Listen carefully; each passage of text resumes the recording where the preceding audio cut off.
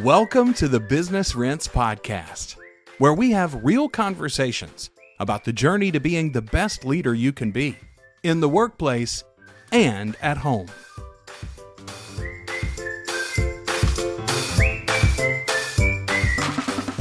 Welcome to the Business Rents Podcast, where we have real conversations about the journey to being a great leader in the workplace and a great leader at home.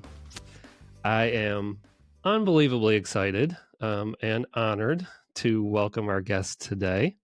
Currently, he is the Director of Marketing and Retail Operations for Pathway Press. But at the risk of making him feel too good about himself, I need to share a little more of the context of how Corey and I know David Gray. So I've actually known David since I was probably about 9 years old. When I describe our relationship to people, I typically will say, or when I'm giving the context, that he was actually friends more with my parents when I first met him. He was between their age and my age, but my earliest memories are playing basketball in the driveway at 10 years old and beating me.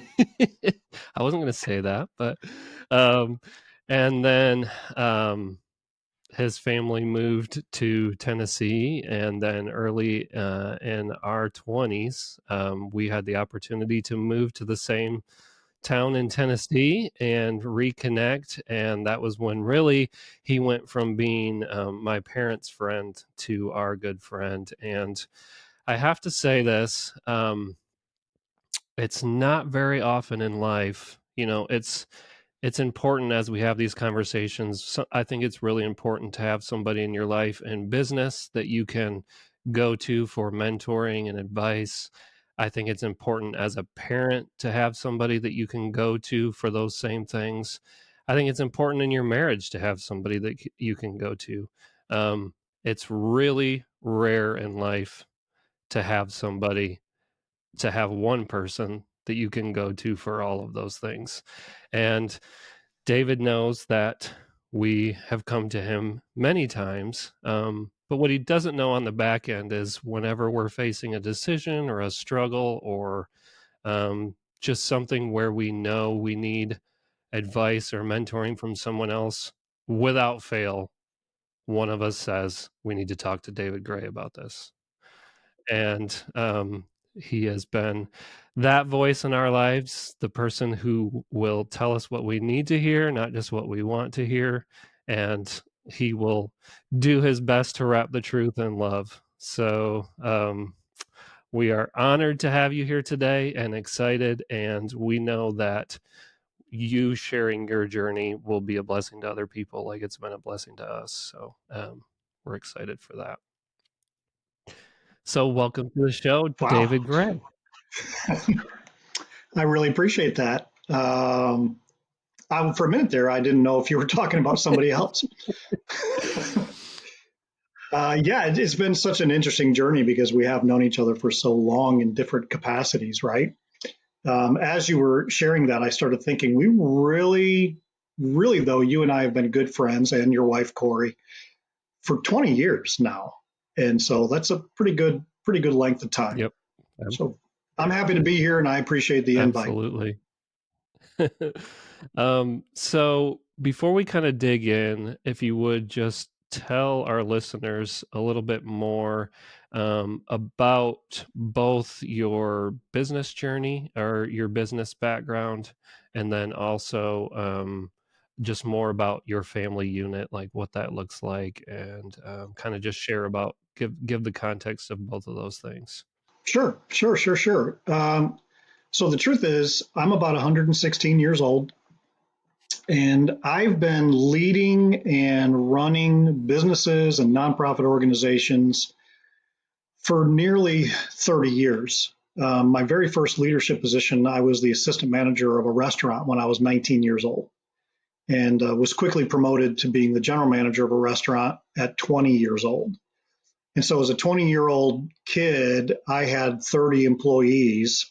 I didn't know what I was doing. And probably abused a lot of those people. In fact, I've often thought I wish I could find those people so I could look them up and apologize to them. But that launched me in a direction in which I've been leading or managing or running organizations and businesses and nonprofits ever since then. So in truth, I'm 56 now. So since I was 19 years old, and there's been very few times in that period, although there were some where I was not either the leader or one of the key leaders of the organizations. And so leadership in particular has become one of my pet topics, as it were. Not only have I led them, but I've started them. A friend of mine and I started a nonprofit marriage education ministry several years ago in which I wrote and taught marriage education materials for churches and for individuals, et cetera. And so been doing this a long time, and that's how I ended up here at this nonprofit publishing company. It's a denominational publishing company. We have about 8,000 customers per year, unique customers. We fulfill about 28,000 orders per year. We're about a $4 million a year business. And so my responsibilities, I run actually 4 different departments in this organization. That's why my title is kind of long. They just had to make up a title that covered a whole bunch of areas. But interestingly, my family journey is along on the same lines. My wife and I have been married for 36 years. We have 4 kids, all of whom are adults, and we have 7 grandkids. But at the same time that I was promoted to being an assistant manager at 19 years old, I was also getting married. So we got married very young, had our first child when we were both 19 years old. And now, so we were very immature, did a lot of things the wrong way. I would do things a lot different today if I was to start over. But now all of our kids live here in the same area. And like I said, we have 7 grandkids, and nothing more important than family. So that's kind of my history. I mean, I didn't go into a lot of details, but kind of skimming the surface there. Yeah, definitely. One of the things that I'm really excited about talking about is just, I guess, those similarities, and in particular, one conversation that you and we've had this before just in conversation, but I would love to talk about or hear about the sort of evolution of your parenting. So, like you touched on it, but similar in that we both started our families very young. We were 19 when I got married, and just and we also have 4 kids. So the way we parented when we had that first child versus even the way maybe our 4th child, especially like in their teenage years. I know if you interviewed our 4 kids, they would say the youngest is getting a very different experience than the older 3 had. And so I think that I would love for you to talk about the evolution of your parenting from when they were young to maybe those final years of having children in the house, and then maybe even touch on how would you, if you were starting today knowing what you know now, but starting to be a parent with the knowledge that you have now, how might you start that different, or how might your approach be different than it was when you actually were raising small kids? Wow, that's not a tough question at all. It's so interesting because same situation. We had our first 3 kids in 5 years. And so the first 3 kids, even though number 3, we had already, I think every parent feels this way. You learn on the first kid, and that poor first kid, right? And then every time and hopefully if you're growing and you're wise, every time you have another kid, you get a little bit better and a little bit better. And you have a lot of trial and error on the first couple kids. So we had our first 2 kids. Our second child was born when the first one was only 20 months old. And so number 3 came along a little bit later within 5 years. But our 4th child, did not come along. There's an 8-year gap between child number 3 and child number 4. And so there's a pretty radical difference, because what that means is that there was a 13-year gap between our oldest child and our youngest child. And so, those early years, Chad, my goodness, I think my wife would say this too. We were so immature, right? We were so young and immature. And I don't know what it is about people, but I think if people are like me, and I think most people are, you just assume you know what you're doing. Yeah. Right? Like, you don't really give much when you go to have your first kid. Most people don't give a lot of thought to what are the patterns, or what are the principles, or what are the guidelines I'm going to use to raise this kid. You just have kids because babies are cute, right? And that's it. And so, when you're 19, 20, 22 years old, and you're immature, and you come from a broken home, and you have all sorts of control issues, you make all sorts of mistakes. And really, I think my kids would say that they are proud of the way we raise them. But I will tell you that from the oldest kids to the youngest kid, we moved from control and command and control, to empowerment, I guess would be a better word, right? And so, like you said, the older kids with your family, the older kids had a lot of rules in place. There wasn't a lot of listening going on by the parents. When kids would bring things up, it's like, hey, I'm the dad. Just do what you're told. Whereas the youngest child, especially like in their teenage years, to your point, we had a lot of rules about dating and things like that with the older kids that we just absolutely threw in the trash can when it came to our youngest kid. Because what we wanted with the youngest one was, we wanted openness, and we wanted communication, and we wanted relationship more than we wanted behavior modification. Does that make 100%. Sense? And so, and honestly, even though we haven't really gotten there yet, all of these same things apply to leadership, because there are so many leaders. And the reason I say at the beginning, I said, I wish I could go back to that restaurant and just apologize to those employees that worked for me at that time, is because it was all about command and control. Just do your job the way you're told to do it. I don't want to really hear your input and all of those kinds of things, right? But as I've gotten older and have begun to realize the value that every single person carries inherently, and I start, rather than looking at them as means to an end, start looking at them as real humans, right? People with value, people with gifting. Then you move from expecting behaviors to empowering and equipping. Right. And honestly, I think this is one of the things we did very, very differently with our fourth child, is that we started thinking about what's going to happen in their life when they turn 18. Like, I have a principle that I believe in when it comes to leadership. It's what I call begin with the end in mind, right? We're not just getting a task done. Everything that we start, we have to begin it knowing where we're headed.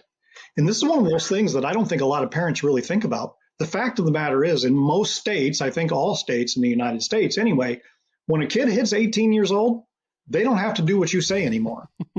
Right? Like, even though you and I both know that most people are not mature when they're 18 years old, the state of Tennessee or the state of Oklahoma, they don't care how mature your kid is. When they hit their 18th birthday, that child can do whatever they want. And there's nothing you can do about it. So what we ought to be doing is, even when they're 2 years old, when they're 5 years old, when they're 15 years old, we ought to be equipping them and empowering them to be able to make wise and good decisions, and to have a relationship that's open enough that they feel safe to come to us and talk to us about things. And just like you said about our relationship, the parents then become somebody that they can go to for counsel and wisdom and encouragement and strength, so that when they turn 18, they are well equipped to navigate the world and to become productive parts of society. I actually feel the exact same way about leadership in organizations. I am far more concerned with developing the people that I work with and empowering them and encouraging them than I am about making sure the task gets done. Because what I know is that if I can empower them and equip them and encourage them, the task is going to get done somewhere in that process. Yeah, absolutely. It was a little bit of a loaded question for me because I was hoping you would go exactly where you went. And just that the way those principles apply the same both to our children and um in the workplace, but then also that idea of behavior modification. We've talked about that a lot, and just so many parents start out believing wholeheartedly that if their children have the right behaviors, that means everybody's winning. And what they don't Right. realize is a lot of times those behaviors are just a reflection of not wanting to get in trouble, not necessarily, I Exactly. understand this in my head and in my heart, and it's who I am versus just who my parents want me to act like.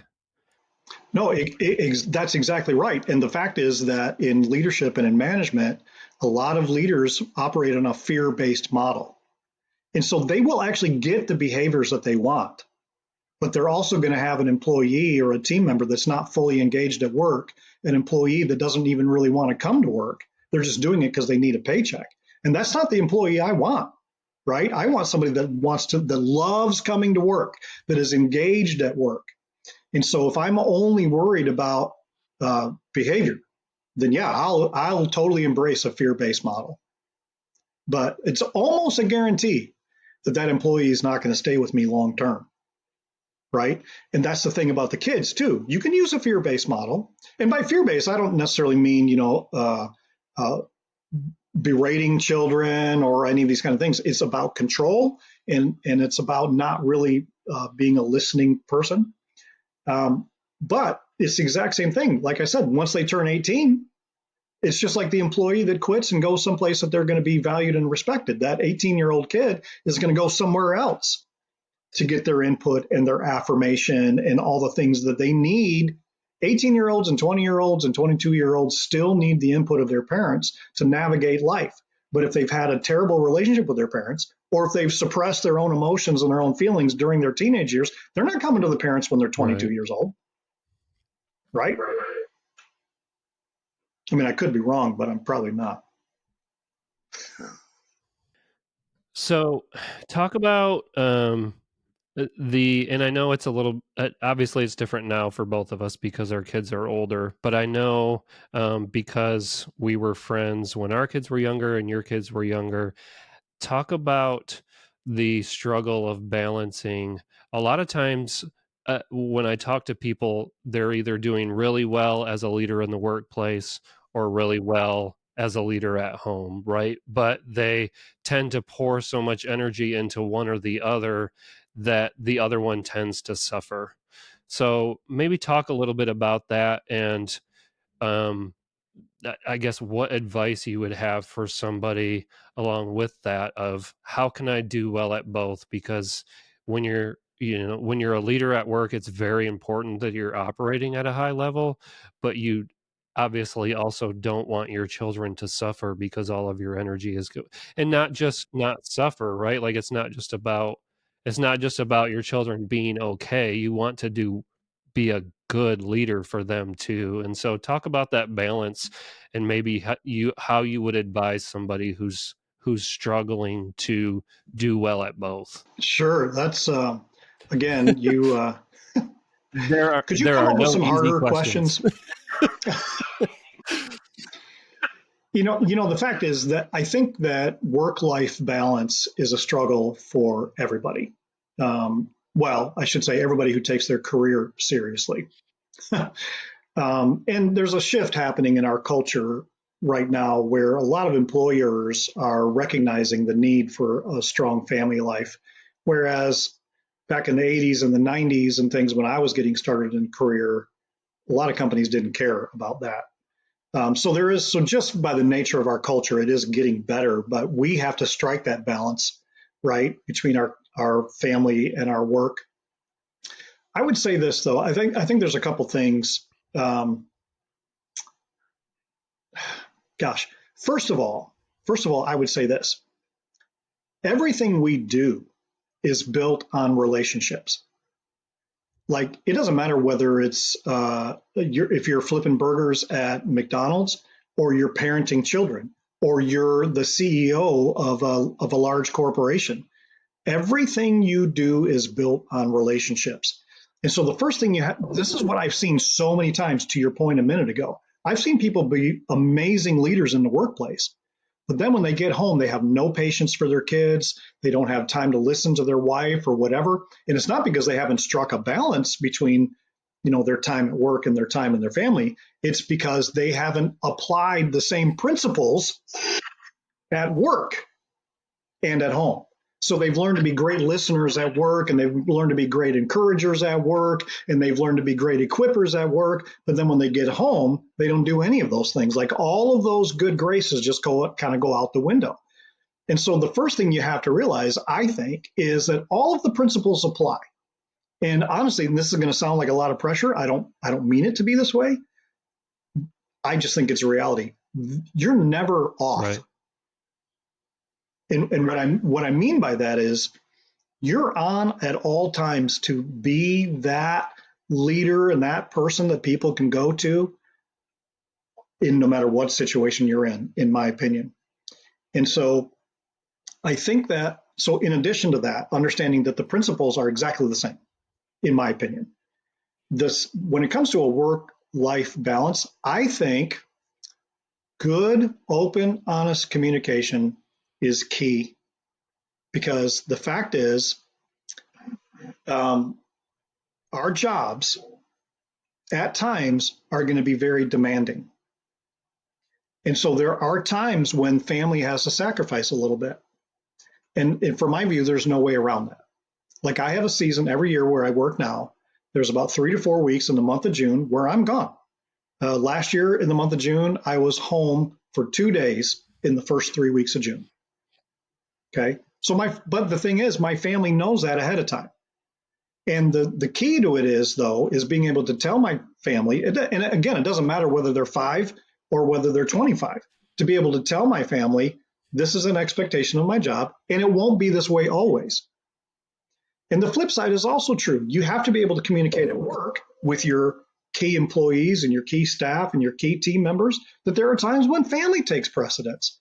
And honestly, Chad, in my opinion, it's totally a give and take relationship. Because one of the things I see today, which I think, I see the value in it, but I think it's overkill, is that people are so, like you said, so focused on family that they refuse to ever let their workplace have a minute more or an ounce of extra energy. And then they get frustrated because they're not getting promoted, or they're not getting the raises or whatever like that. And the fact is, you have to be able to balance those two. And that means that sometimes, and this is especially for like people who, one of the areas that I have coached people a lot in is in ministry, in church world, right? And so there's this push in church world that a pastor or a leader in a church should never have to work more than 40 hours. And I'm just like, well, that's just not reality in my view. But you just have to be able to have good, open, honest conversations with the key players. I think that in and of itself is the balance. And let me just add this. You have to be open to feedback. Yeah.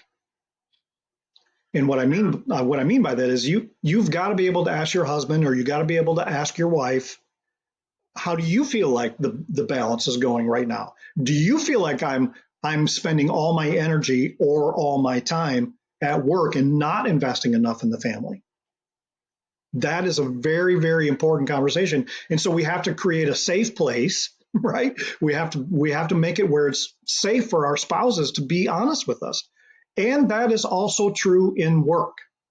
You have to create a safe place where you are open to the feedback of supervisors, of peers, and of staff, right? And that's actually one of the things that I have strived for where I currently work. My direct reports, I've told all of them, you can come tell me anything you want to about me. If there's an area that you think I can improve in, there's not going to be any backlash. There's not going to be any retribution. Nothing. And, I want to get defensive with my wife. I want to get defensive with my kids, and I want to get defensive with my team here at work. But the fact is, I have to create Right. that safe place. So, Yeah, I think definitely. I think that's so key. And I think it's so key too. Like it's been key for us to have you as a mentor. But I think like for you to say that people have to always be on and be growing, like a lot of these things are very challenging. And um, I think it makes it only that much more important that you have people in your life um, that you can go to and just have real conversations with, and people that you look up to that maybe are a little bit further along in this journey. And this is true for parenting and in business. People that you can go to and just kind of be vulnerable with, um, and get feedback from, about ways that you can apply um, these principles, I guess. So I just think that. yeah, I 100% agree with that. And I'm glad you said that. I wish I would have thought of it. But having a mentor or having people in your life that you can go to and talk about these things, man, that is so key. And it doesn't, like you said, it doesn't matter whether it's parenting or business. It is so helpful to have those people. And I didn't have those people when I was younger, right? Coming from a broken home, I couldn't go to my parents and ask them about parenting. Any parenting advice I would have gotten from them would have made my situation worse, probably, right? But it was the same in business. I just didn't have that in my world. And so I had to find those sources. So I think that's an excellent point. Well, and I think too, and this Corey and I were having a conversation actually literally this morning. I thought of this, and our our conversation kind of got cut short, so I didn't say it. But one thing that I think a lot of times, especially as parents, but again, also in business, is we maybe have bad examples in our life, or like you were just saying about your parents, or we have people that we look at and think, I'm not going to do it that way. But that doesn't help you know what to do, right? It just helps you know what you don't want to do. And so there's still, so that may be good. Like, okay, I know I'm not going to be that kind of parent, but I that doesn't mean I know how to be a good parent. It just means I know how not to be a bad one, right? And so I think Right. that it's key to Exactly. have those Exactly. people and maybe listen to podcasts or read books or have avenues or places in your life that are showing you what you do want to do and who you do want to be, not just who you don't want to be. Both as a leader at work and at home.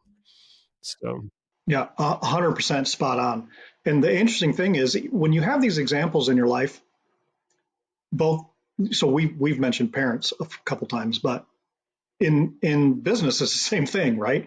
Like the first manager that I worked for was a mess. He was a mess. So I didn't have that example in the business world either. But so even though we recognize it, I can remember being a 17-year-old kid working on it as a grill cook and thinking about my manager. I will never be like that guy, right? But here's the facts. Even though we intellectually recognize it, if we've been trained that way, so this is where I'm really thinking about parenting, but it's the same in business. If we've been trained a certain way, even though we recognize that it's an unhealthy pattern or a bad system, we will fall into those same patterns 99 times out of 100, yeah, right? And so we have to, that's a great point you make. You can't just eliminate the old, you have to put something else in place to help you go in a healthy direction. right. Yep. Corey's nodding, but she's not talking. No, I was just thinking, like, in that allowing yourself to be vulnerable. So, as a parent and as a leader, it's okay to go back to your kids or to go back to your staff and say, I messed up. I should not have done this or I should not have said that. Because, while, especially as parents, you don't want you want your kids to think you've got it all together and whatever. But like one of the biggest things that I have learned mainly through you, and I've been able to implement that, is when I make a mistake, it takes a lot of strength and a lot of courage to go back and say, hey, I'm really sorry. I should not have done this, or I should not have said that. And then you're showing your kids like it's okay to have that.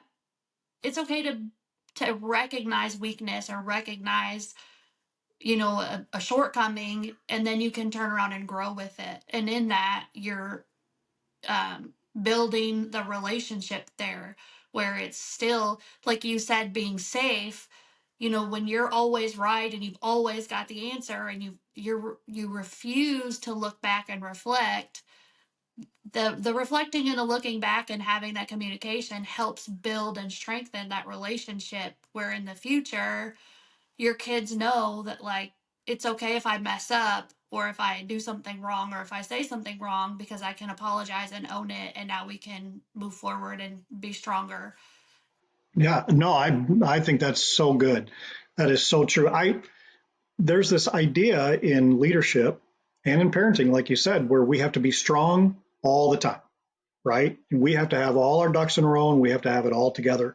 But studies bear out the fact that people are actually drawn to vulnerability and people are drawn to weakness. Now, they still want a leader and they still want a parent that they can have confidence in. But when a parent or a leader can come back and go, yeah, I didn't do that so well.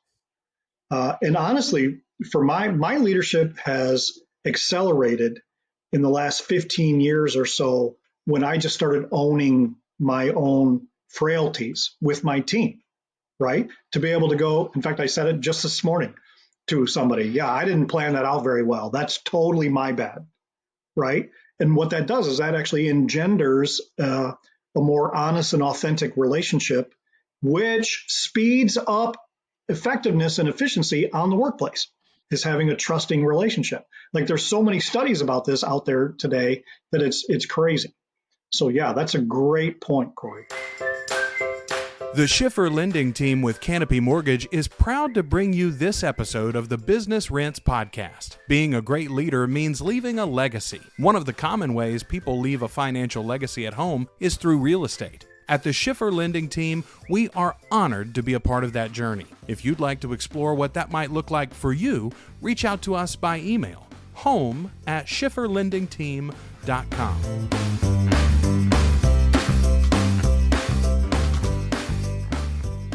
Couple years ago, there was a time with one of our kids where our relationship had some tension, and there was just, as a result of it, there wasn't a lot of communication going on. It was just kind of tense with each other. And we were out kayaking once together during this time, and I just had an opportunity to tell him, man, as a parent, I don't always know what I'm doing. and I fail hard. Man. And Yeah. there was never a moment where I didn't love you with all of my heart, but at the same time, there's no manual for this. As parents, we kind of just, I feel like we love our kids with all that we have, and we do our very best. And sometimes that goes well, and other times we fail hard.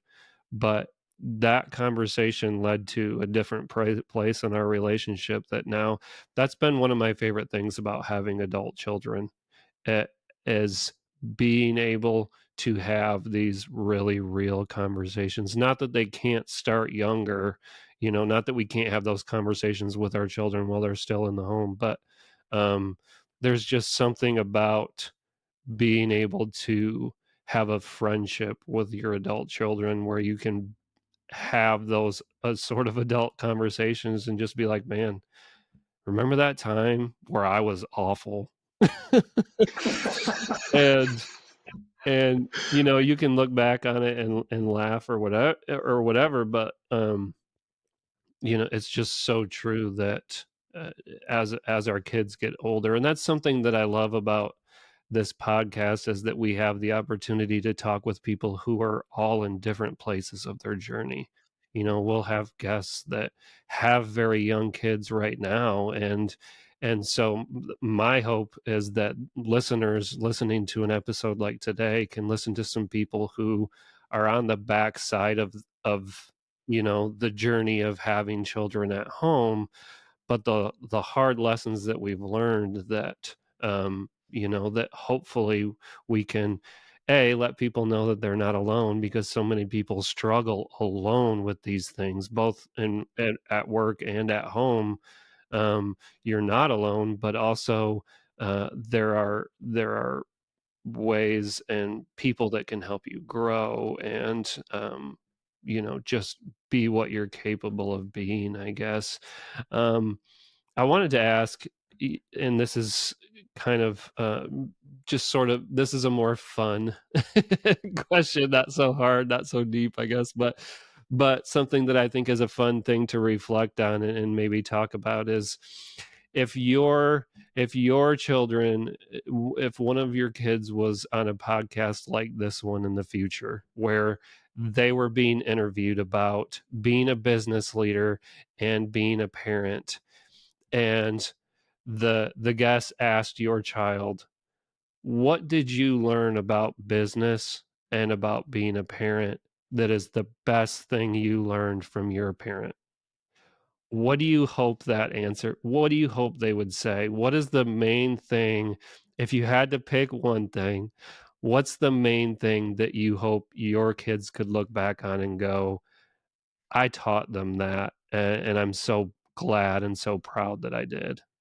So this is a fun question. Well, it's fun to think about. I guess maybe it's still hard to answer, but it's, Okay. fun to Okay. think about. Okay. So, and I need to narrow it down to one. Okay. Yeah. Honestly, if I'm going to be honest, it really is something I've already said, and that is that business, leadership, marketing, parenting, husbands and wives, everything is built on relationships. And and if my kids can learn that from me, it will revolutionize their entire life, not just their business, right? Yeah. And so I've said many times, and I probably said it to you guys, the best leadership books I've ever read are books on marriage. Because what I figured out was all of those same principles that I apply to my married relationship with my wife, they apply in the workplace too. The learning good listening skills, right? Learning how to reflect back to that person, learning how to empathize, learning how to, like we were talking about a minute ago, about creating a safe place, right? All of these things, numbers matter. Like I love a good spreadsheet. I know I'm a little twisted like that. I do love a good spreadsheet. Numbers matter, management matters, but what supersedes all of that is healthy relationships. And that goes in every area to all of your key stakeholders, if I'm going to use business language. And what I mean by that is just what we were talking about a minute ago. When I'm marketing, my primary customers are a key stakeholder. But as I was working with our customer service team just this last week, the best way to retain a customer is not having the best product, it's having the best relationship. Now, quality products matter, right? I don't want to minimize that. But if you can build relationships with these customers, you'll keep them for life, right? So the stakeholders are, you go in any direction, and that's where the stakeholders are. The CEO of the organization is a stakeholder, but the key to efficiency and a key to effectiveness is good relationship.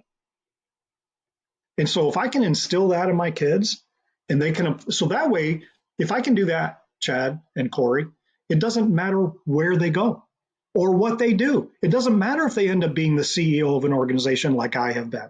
It doesn't matter if their business is making 4 million or 4,000. It doesn't matter, because it's really all about relationships. And I'll just say this, I'm also convinced that people who know how to have healthy relationships are quicker to get promoted. They're quicker to get increases, right? Like there's a lot of studies out there about EQ, and I'm sure you guys are familiar with EQ. So it used to be IQ was the big thing. You got to hire smart people. But the truth is that people with high IQs are very rarely CEOs of organizations. It's people with high EQ, and EQ is emotional quotient. And so when you are emotionally healthy and you are mature and you can facilitate all these relational aspects that we're talking about, those are the people that end up being CEOs. Those are the people that end up being successful. Those are the ones that end up taking a business and watching it grow and be successful, right? And so, and that's why I'm very sincere when I say everything that I've learned about marriage, I apply to business. And a bunch of the stuff that I have learned about leadership in the business world, I apply to my marriage, and I also apply to my kids, right?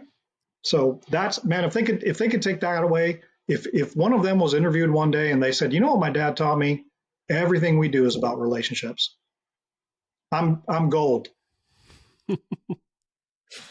I think the most interesting thing about that answer is that we currently live in a world where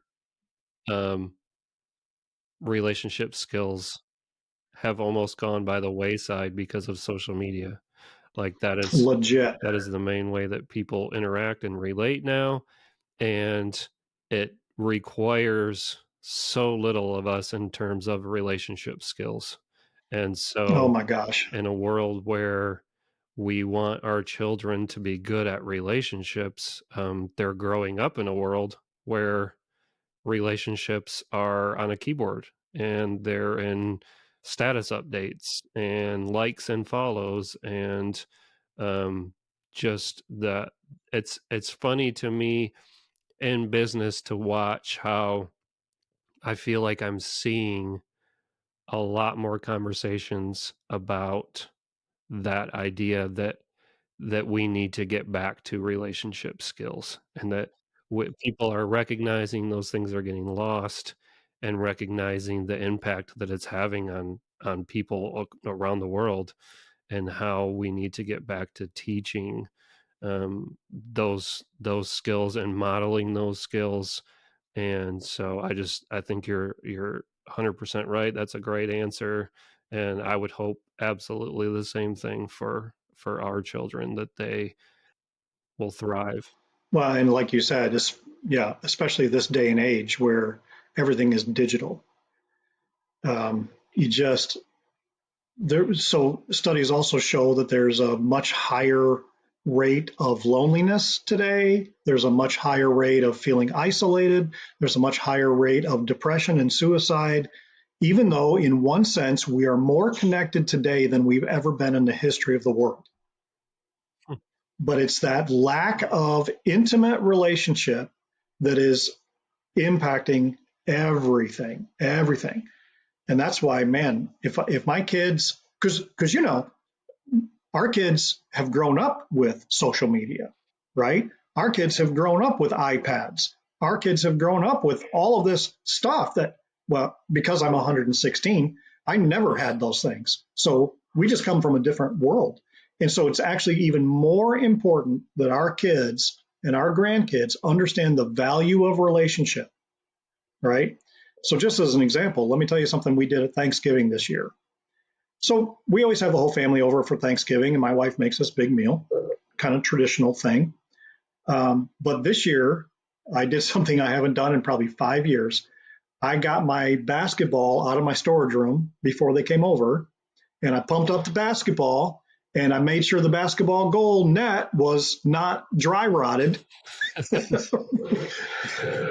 And before the family came over, I parked my wife's and my cars back far enough back on the driveway that there was space to play basketball. And the reason I did that, Chad, is because that's what I used to do with my kids. And that's one of the great ways we build relationships, was just doing activity things together. Do you know what I'm saying? And so I decided that I want my grandkids to have that same experience where they're just hanging out with grandpa, even though I hate being called grandpa. I much prefer to be called sir or your majesty or something like that. But That's funny. That's awesome. That's very cool. I even though I'm 43 years old, actually genuinely love being called grandpa. But it It's So I do too. it's I do still too. I'm just shocking teasing. every time, but I do love it. Oh yeah, yeah. Uh, Well, I've got 7 of them now, and our oldest grandkid is 13, so I'm pretty yeah, used to it. sure. It's funny too because you mentioned like we are the most in this day and age, we are the most connected we have ever been, but we're not because you can sit in a room with 12 other people or even one person and you're both stuck in your telephone. And so you don't really, or you're at an event and we're doing whatever and you've got your phone, you're recording and you're taking photos and it's nice to have, but like you're missing the moment. You're like really not involved and invested in the moment because you're looking at the moment through your phone or through a screen So or through. so true. So one thing that we have that I mean, my parenting skills evolved quite a bit over the last 24 years, but like still with my 17-year-old, get off the phone. Talk to your boyfriend is right here, put your phone down. Your friend is right beside you, put your phone down. Like or I'll be talking on she'll FaceTime while he's at boot camp or whatever, and she's scrolling through Twitter. And I'm like, will you just talk? Like, quit playing, get off the phone, and be present in the moment because you're missing the moment. You can, and like you said, with depression and all of these things, even though you can have 12,000 followers on Facebook, you're sitting alone in a room and you're missing the real connection. You're missing the hug or the pat on the back or you're just missing the moments. And so like that, it just made me think when you were talking about like that, going outside and playing, like eliminating yourself from the distractions and the internet and the screens and being together in the moment and enjoying those moments because that's the memories and the things they're going to remember one day. For sure. By the way, it's not just your 17-year-old kid. I had a staff member tell me yesterday, every time we're in a meeting together or every time I'm talking to you, you start looking at your phone. And I was like, oh, whoops. Uh, So I know I have an Apple Watch just mainly for the purpose that I'm always losing my phone. And I'm like, that kind of is a good thing because I put my phone down and walk away. And I have to ding it to remember where it is. that's Whereas you people always know where it is because it's in front of your face. right. that's very true. Guilty as charged. Um, well, I'll be honest. I feel like, and it's partly selfish, just that we miss hanging out and getting to talk with you. But I feel like this conversation is so important and so healthy that I feel like it could go on for a really long time. But Agreed. and so hopefully we can connect again and do this again on a future episode. But I do want to ask one last question before we end it today, and it's a question really that I want to ask of all of our guests that we have, and that is, if I've listened to this today and I'm encouraged by it and I'm motivated and I'm thinking to myself that I want to start being a better leader in the marketplace and I want to start being a better leader at home. If you could talk to that person and I'm thinking I want to do that, but I don't know where to start. Like I don't know how to get started. What is one actionable thing? What is something I can do today to take step one of that journey towards being a better leader at work or a better leader at home? Yeah, that's a great question, and I know we're winding down, so I'll try to be brief. I would say this: it's kind of a two part answer. The first thing is you have to recognize that you don't know everything.